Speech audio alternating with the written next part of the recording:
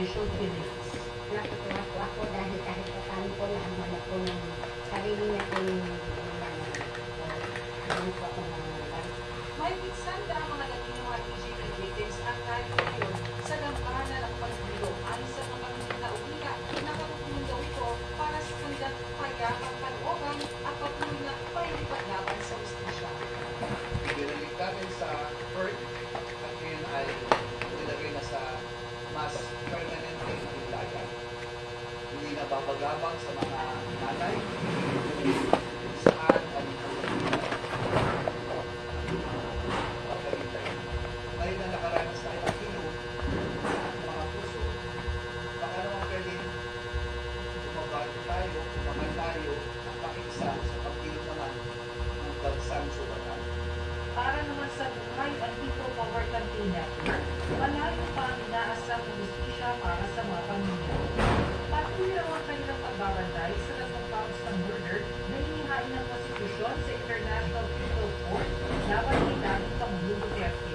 Sa ICC po siguro medyo nakakabahala na tuloy ko yung pag-release ng charges here kasi Duterte. At least malapit pa rin tayo kahit paano. Pero sana matuloy na po pag-dito sa ICC. Para sa GMA Integrated News, Junette Reyes, nakatuto 24 oras. Susunod, nahuli kang suicide bombing sa Pakistan. 10 patay.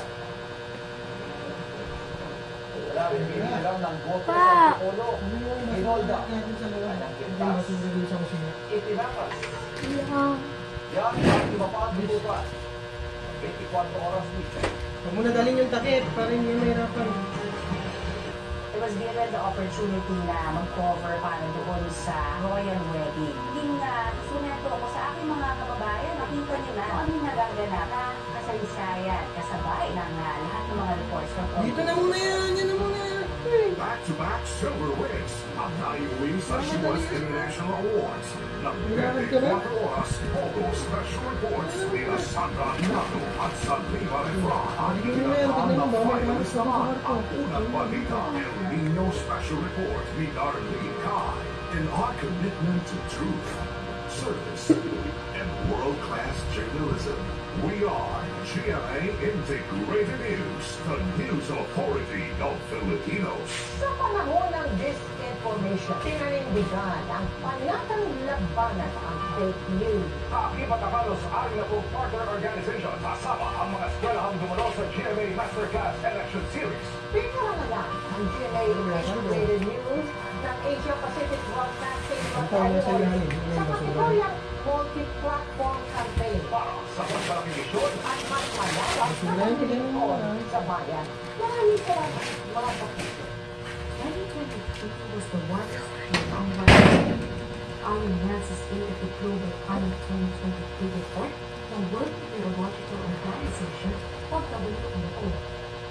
1.45 degrees Celsius above pre-industrial levels ang nakita ng average near surface temperature taong 2023.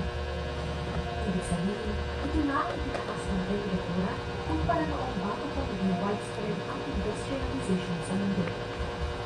Ayon sa mga eksperto, mula na nagsimula ang industrialization sa iba't ibang bahagi ng mundo, mas tumaas ang carbon dioxide at greenhouse gases emissions from human activities na naka-apekto sa pagbabago ng klima.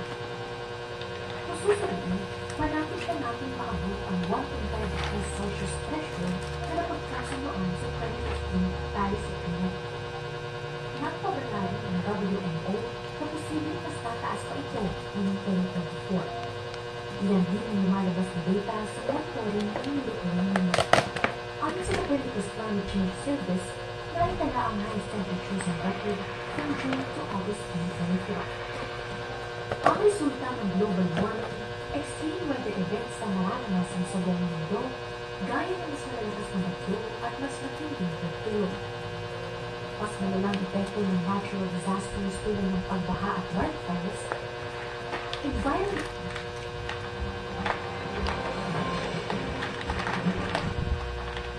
Nahulikam ang suicide bombing sa Pakistan. Sa kailang truck ang suicide bomber na nagpasama sa headquarters ng isang paramilitary force sa lungsod ng Quetta. 10 ang namatay, kabilang ilang sibilyan at sundalo. Mahigit 30 naman ang sugatan. Ilang terorista rin ang napatay ng mga otoridad. Wala pa ang grupong umaako sa pag-atake. Sa mga nagdaang buwan, dumala sa Quetta at iba pang lugar sa hangganan ng Afghanistan at Iran ang pag-atake ng mga militante at mga grupong nais kumalas sa Pakistan.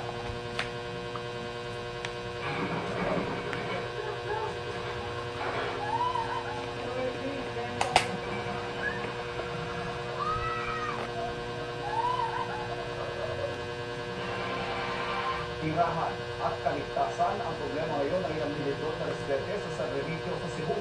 Bukod sa mga uka, kabila rin doon ang mga tumambad na butas o sinkhole.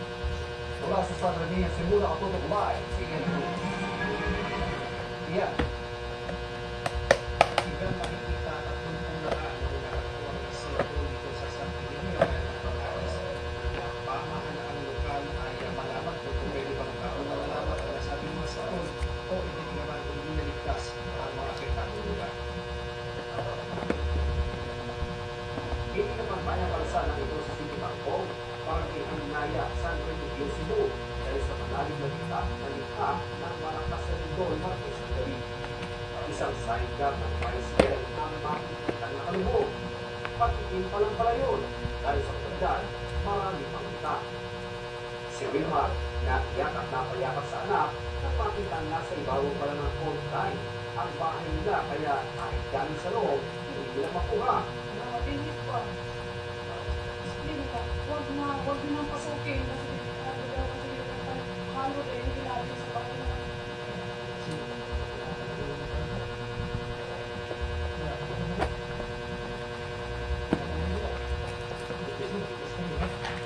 Mabot na silang kalsada, pati ang loob ng ibang bahay. Sila ang pinakakulot kasi malapit sila sa road.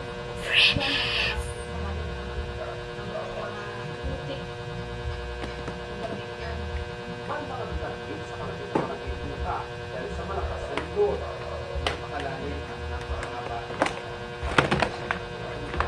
sa bayan sa kasi ako natin na talagang halos ilang ako ang nalimitan sa tapos subukan naman natin napakahaba po pero halos ilang exit doon sa banda doon ay mahaba pa ang mga taga rito nais na makisita ng mga expected sa mga lugar para malaman nila kung paano kasi mga plano buhay sa mga susunod na panahon. Si Aling Josephine, nagkaroon at kita kang bahay dahil sa lindol. Hindi na malaman kung paano sila mag-anak ay nakakalon at sinalampasan ang mahabang lupa. Nanginginig pa rin siya kapag tumatawid sa lupa. Ang mga alagang baboy, hindi nakiusap rin ang ilipat na. Kaya sir.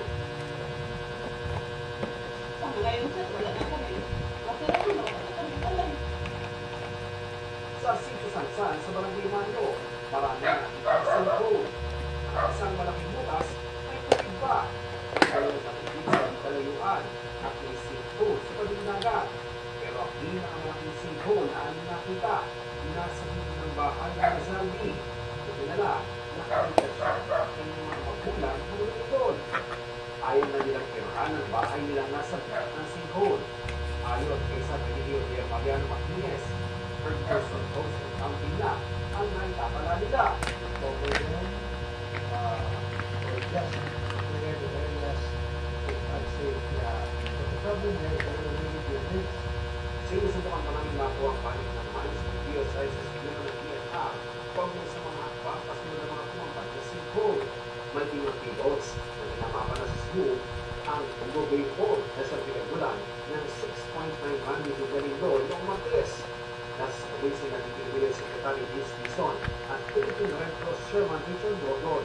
Binisita nila ang San Remigio kung saan ang ditulong po na sawi.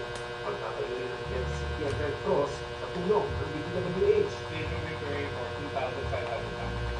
Magkakapos sila doon naman. And each tent will have sleeping kits. Kung may maling, dalawa, kumot, pero hygiene kit na yun, na tuwalya, and video for family, sabon. Dami ng mga tourism workers that have been greatly affected with the loss of livelihood.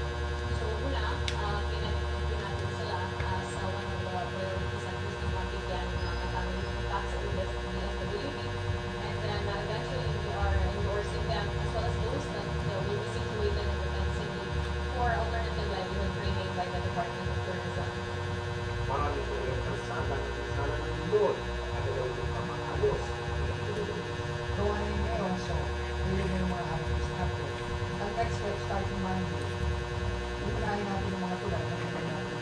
So, papaspas natin sa ating dito. Kailangan tuloy-tuloy na. So, that's work natin. Iba ayon sa mga official na dito, kailangan sa